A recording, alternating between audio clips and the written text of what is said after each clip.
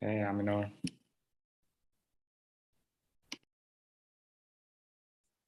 Hey, Ishan, we are already on YouTube Zoom.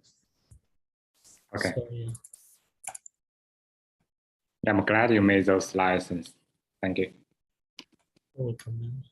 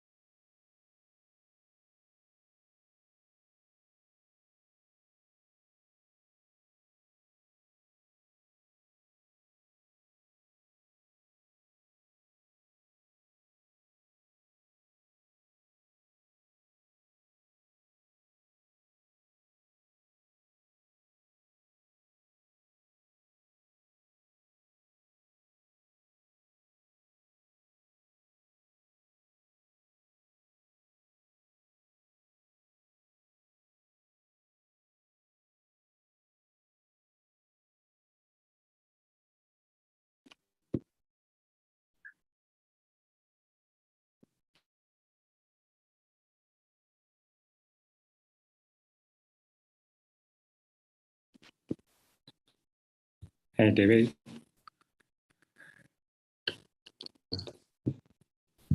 How are you doing? Pretty good. How are you? Good. We probably just wait for a couple minutes for, probably more people will join us. Sounds good.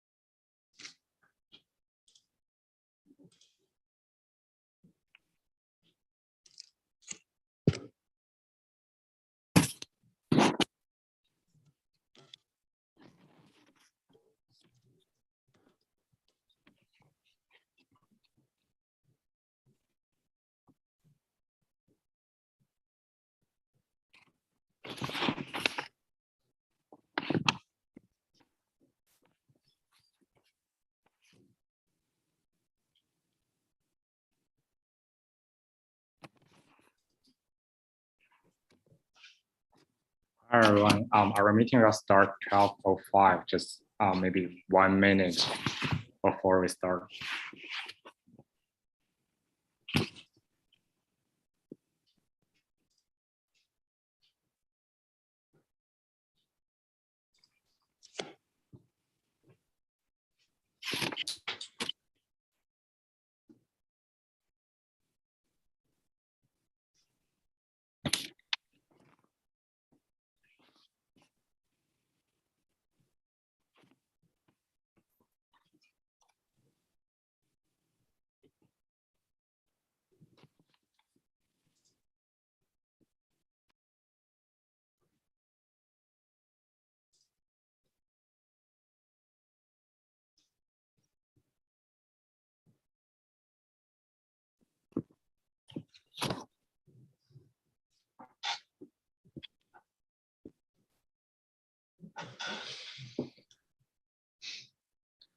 All right.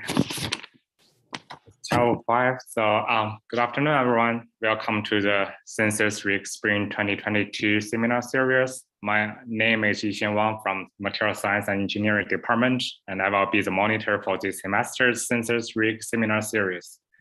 The Sensors Week is a multidisciplinary group of researchers with interest in sensor materials, methods, devices, and sensor applications for healthcare, environment, civil, petroleum, chemical industries, and military applications.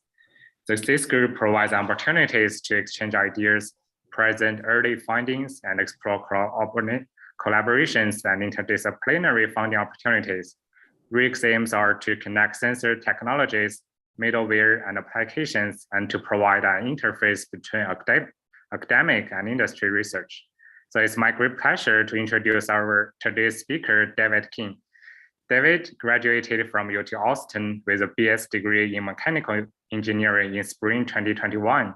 Afterwards, he joined the material science and engineering PhD program at UT Austin to continue his research, which focuses on pyroelectric crystals with applications to gas sensing.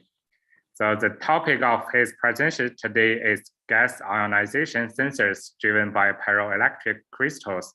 So if you have any questions, feel free to type in the chat and we'll come to them later after presentations. David, the floor is yours. All right, thank you very much for that introduction. Let me start sharing my screen.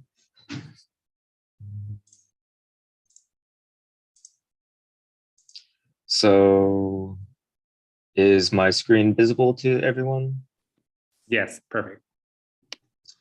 All right.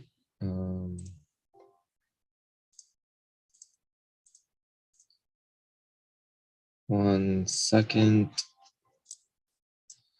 Okay, so thank you for attending my talk today. I will be presenting on gas ionization sensors driven by pyroelectric crystals. To give a brief roadmap before we begin, I'll start by discussing the need for gas sensors before moving on into the functional mechanism of gas ionization sensors, which are just one of the many types of gas sensors. After that, I'll discuss pyroelectricity and give an example of pyroelectrically driven gas ionization. And finally, I'll conclude with the proposed design for a gas ionization sensor that is driven by pyroelectric crystals.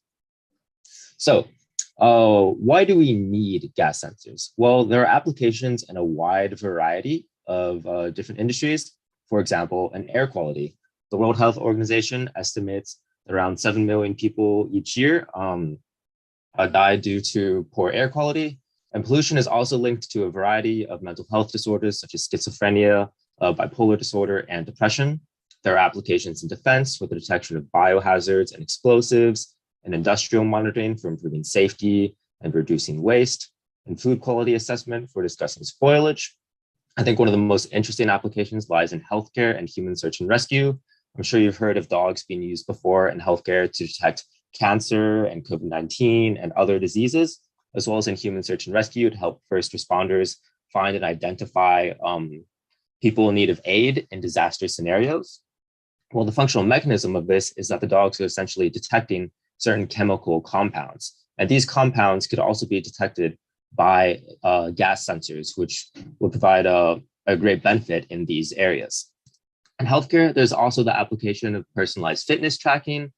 And then in environmental science, gas sensors are also used in studies of pollination and plant behavior. The first step towards meeting all of these different applications is to identify the particular chemical compounds that are present at the location of interest. So what does a good gas sensor look like? Well, first and foremost, they are selective, which is to say they can distinguish between two similar molecules, for example, between benzene and toluene. They are sensitive, which is to say that they are able to detect gases at very low concentrations, such as in the parts per million range or the parts per billion range. Ideally, they would also be low cost and portable, as this enables their application at a wider variety of different situations. And finally, it's helpful if a gas sensor can sense multiple different types of gases, as this enables the user to rely on just one gas sensor to meet all their different gas sensing needs, instead of having multiple sensors with one for each different particular compound of interest. So how exactly does a gas ionization sensor work? Well, it characterizes and identifies the gas that is being sensed based off unique ionization characteristics, such as ionization energy and breakdown voltage. So the general mechanism behind it is you have two parallel plates. You apply a voltage to these plates, which then creates an electric field in the region between them. And this electric field will ionize the gas. So gas ionization sensors essentially transform a gas from an insulator to a conductor. And this plot here on the right, which charts current against voltage,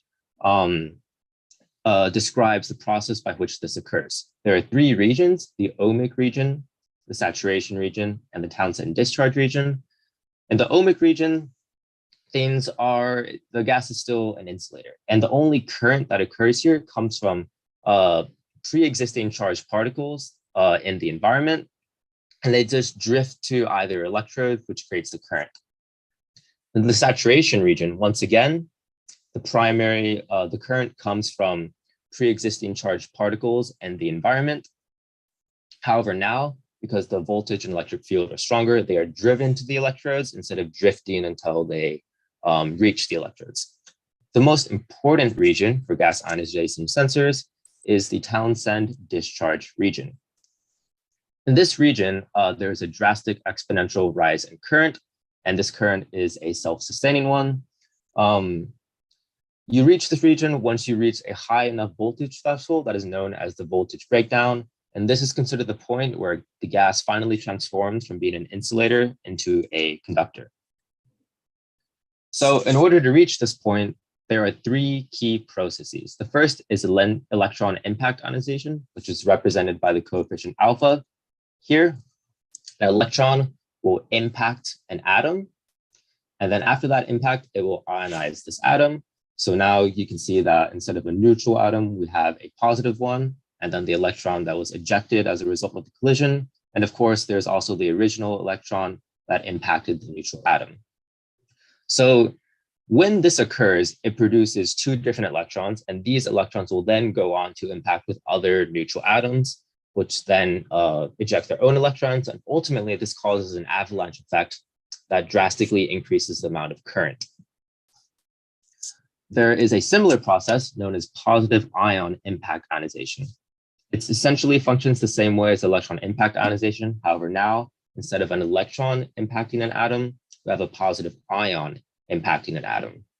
Once again, the result is that there are two more positive ions and an electron, and each of these, once again, can move on to collide with other atoms. And there's another form of drastically increasing current as a result of successive collisions. The next process is the secondary emission, which is represented by the coefficient gamma.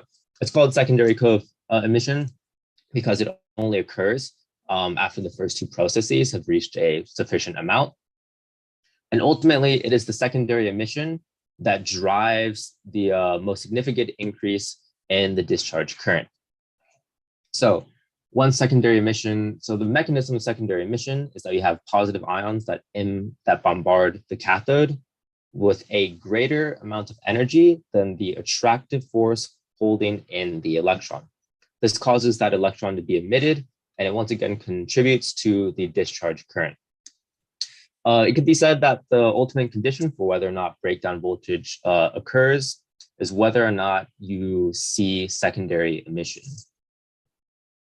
So how does one predict breakdown voltage? You can use this equation here, which is called Paschen's law. It demonstrates that the breakdown voltage is equal to two experimentally determined constants, A and B, as well as the gas pressure, the electrode gap, and the secondary emission coefficient.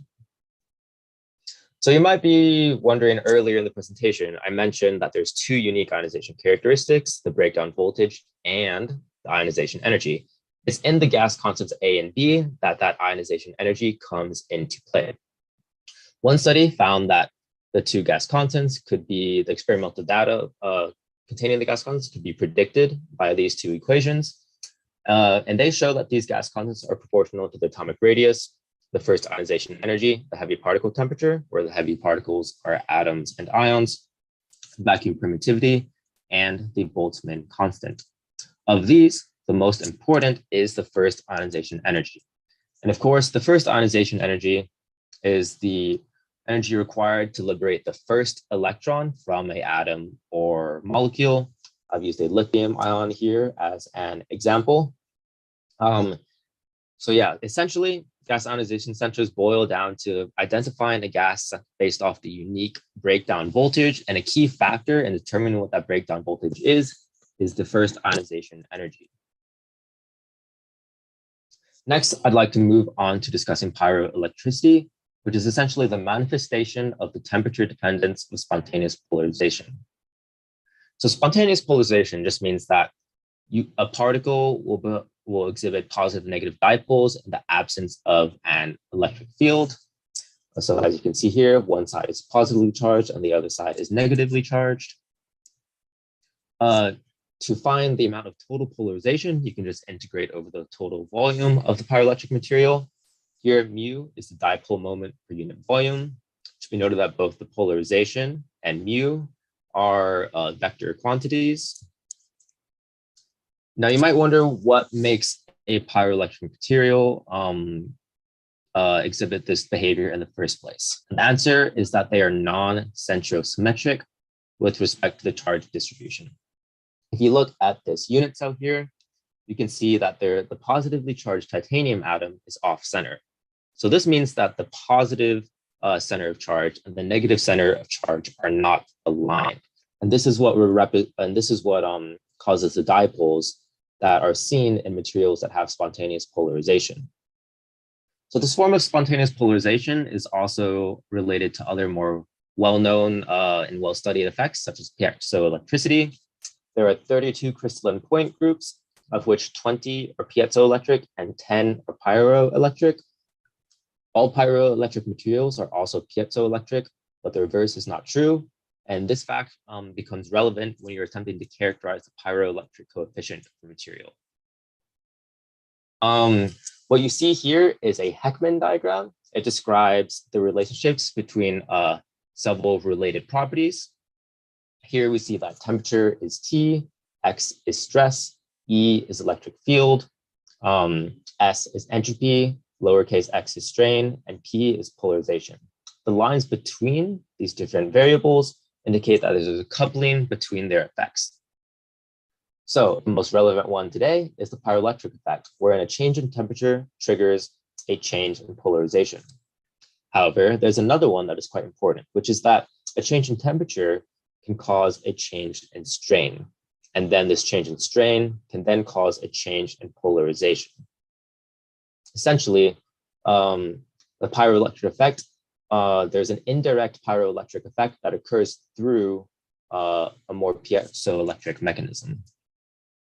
So the pyroelectric coefficient pi determines how much the spontaneous polarization changes with respect to a given change in temperature, and is made up of the primary, secondary, dielectric, and tertiary contributions.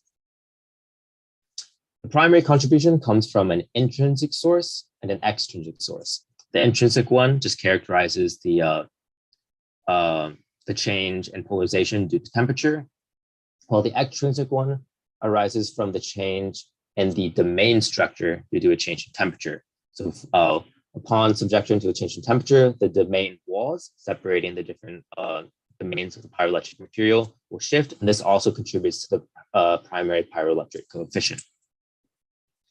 There's also the secondary pyroelectric coefficient, which occurs through the piezoelectric effect. As I described in the previous slide, upon a change in temperature, there's a change in strain, which then causes a change in polarization. There's also the dielectric effect. However, this one only occurs in the presence of an applied electric field. It arises from the dependence of the relative permittivity, the permittivity of the pyroelectric material with respect to the change of the permittivity of vacuum. It arises from the temperature dependence of that ratio. And finally, you have the tertiary pyroelectric coefficient, which only comes into play when you have non-uniform heating. This non-uniform heating creates non-uniform stresses, which again create pyroelectricity through the piezoelectric effect. If you have a thin film pyroelectric material, this one is less relevant because with thin films, it's much easier to uniformly heat the entire mass. Next, I'd like to discuss the pyroelectric effect under ambient conditions. So again, pyroelectric material, it exhibits spontaneous polarization. And this polarization means that the voltage across the material is non-zero. However, under ambient conditions, there are pre-existing charged particles in the environment. And these particles will be drawn to the positive and negatively charged faces of the pyroelectric material. And this creates a screening effect that ultimately brings the voltage back down to zero. So what happens when we apply a change in temperature? Well, first, the change in temperature elicits a change in the magnitude of polarization. Here we see that it is decreased in response to a change in temperature. And then after a certain amount of time, the magnitude of that screening charge also decreases to compensate for the new different value of the polarization. So here we see that at the start of this process. And at the end of this process, the voltage is equal to 0. However, what's key is that in the middle, the voltage is not equal to 0. And this occurs because the change in spontaneous polarization due to the change in temperature occurs more quickly than the change in compensating charge from the ambient environment. So in this window, there's a period of time in which the voltage is greater than the breakdown voltage of air. And this can allow you to identify different gases based off their unique ionization characteristics. One study has already looked at the application of pyroelectric crystals to ionizing different gases. However, they were using it as an ionization source for mass spectrometry. Here we see the experimental setup for the study. There was a pyroelectric crystal made of lithium niobate of 125 cubic millimeters. It is placed above a vapor source. The vapor drifts upwards towards the vapor containment shroud, which contains it just in front of the pyroelectric crystal. Upon thermal cycling by a resistance heater, the pyroelectric crystal will emit an electric discharge, which ionizes the gas molecules, and then they drift into the ion trap mass spectrometer via the atmospheric pressure inlet capillary. Here we see that the voltage at the face of the pyroelectric crystal is proportional to the crystal thickness, the pyroelectric coefficient, the change in temperature, and the crystal dielectric constant. Here we see the results of mass spectrometry obtained from gas ionization with a pyroelectric ionization source. You can see that the mass spectra of hexafluorine to propanol here in figure A and in figure C, we see the mass spectrum of benzoic acid. In figures B and D, we see the change in temperature and ion abundance or intensity with respect to time. As can be seen by these clear spikes, the pyroelectric ionization source was successful in ionizing the gaseous molecules such that they could be taken up and analyzed and identified by the mass spectrometer. So now that the feasibility of pyroelectric ionization has been demonstrated, I'd like to discuss the proposed design for a gas ionization sensor. You would take an airtight gas cell, and then you have a gas inlet and a gas outlet. You flow gases through this chamber, and the ionization occurs in the region shown by the dashed orange box. A microheater and a pyroelectric thin film will be microfabricated, and the microheater will be used to thermally cycle the pyroelectric thin film. Upon building up sufficient voltage, the electric discharge will ionize the gases, which will create a current that is taken up by the detection electrode. And hopefully, this current will enable the identification of the particular gas that is present. So I'd like to make some acknowledgements. First and foremost, I'd like to thank my advisor, Dr. Tanya Hutter, for guiding me throughout the research process. I'd also like to thank our collaborators from the International Iberian Nanotechnology Institute, Dr. Vinaya Kumar, Dr. Mohammed Faraji, and Marco Martins. I'd also like to thank my wonderful lab mates, Sahan Lee, Almaner Chowdhury, Nirmalai Barua, and last but not least, I'd like to thank the undergraduates who have helped me with my research throughout these past 2 semesters, Sahana Vinayak, Abhinav Ganesh, Aaron Guo, and Alwyn Varg Hesse. Here are my references, and thank you all so much for attending. Please let me know if you have any questions. All right, thank you, David, for your excellent presentation. Let's see if we have any questions. So for the audience, if you have any questions, just feel free to unmute yourself or just speak up, or you can type in the chat box. Yeah, David, thank you. It was a really nice presentation. So I have a question. So the question is that, so what are the non-pyroelectric materials that can be used? Like, are there any non-pyroelectric materials that can be used in gas ionization sensors? So there are a number of different ones. Some examples include like carbon nanotubes or zinc oxides or metallic ones that are made of silver or gold, but each of these have their own disadvantages. Carbon nanotubes will tend to degrade, while the metallic ones, sometimes because of the large amounts of currents that can be flowed through, the tips of these metallic nanowires might get burned off. And then for zinc oxide ones, there's a drift in terms of their stability. But at least based off the papers that I've read, pyroelectric materials seem pretty robust and pretty stable. Like in that paper, they thermally cycled the crystal quite a few times, and it functioned after several successive repetitions. And then they also stated that the crystal was relatively robust, like they didn't need to take particular care when handling it, like they didn't need to wear gloves or make a lot of effort to avoid scratches. And they even once covered the entire crystal in vacuum grease to see if it would still work under those conditions. And it still did. So ultimately, I think pyroelectric crystals could be good because they're relatively robust. And also because the voltage change of the crystal is controlled by the change in temperature, theoretically, we believe we could use that trait to target certain voltages for the different breakdown voltages of different gases.